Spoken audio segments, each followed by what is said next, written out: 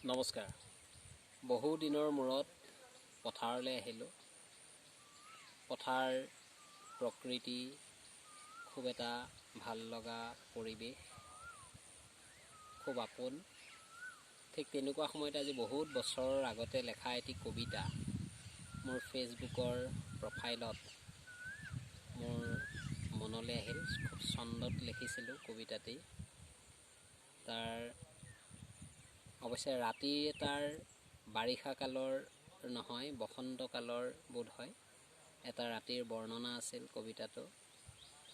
আজি পথাৰলৈ আহি ইয়াতে যেতিয়া কোনো মানুহৰ সমাগম নাই, খুব এটি মন ভাল লগা নৈসৰ্গিক পৰিৱেশ, এই পৰিৱেশৰ মাজত সেই কবিতাটো আবৃত্তি কৰিবলৈ মন গ'ল। যিহেতু নিজে লিখিছিলোঁ, গতিকে দূৰত আপোনালোকে দেখিছে সেয়া কিমান সুন্দৰ ডাৱৰ, খুব নীলাভ এটা পৰিৱেশ, আকাশ, সেই তলত সেউজীয়া।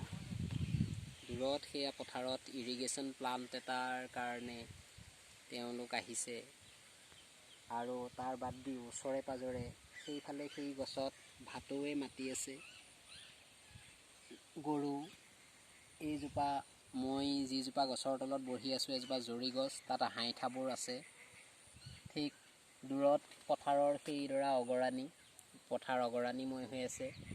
জেঠমহীয়া তাতে বোকা ৰোৱা যাব, জীয়াবোৰ উৰি ফুৰিছে। খুব এটা ৰ'দত কাউৰীৰ মাত, বাকী তেনেকৈ জনসমাগম নাই।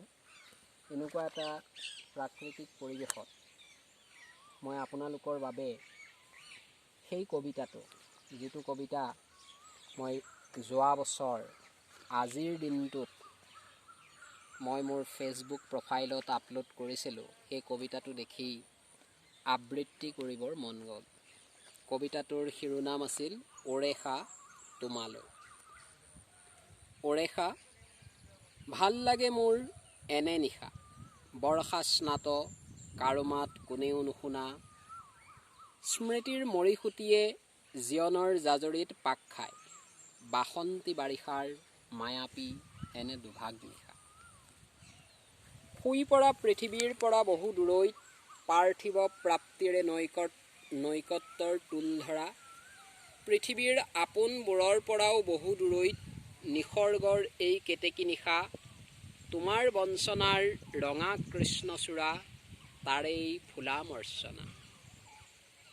আজিও তুমি জানা, নৈ শব্দ আৰু নিসৰ্গপ্ৰিয় সেই বহেমিয়ান যাযাবৰ মই, শতিকাত নুডুবাকৈয়ে সুখস্মৃতিৰে হিয়াধুনা আৱেগৰ এই পৰিণয়, অন্তহীন ছন্দৰ এই সমলয়।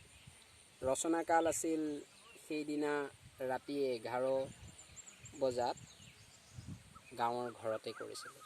ধন্যবাদ।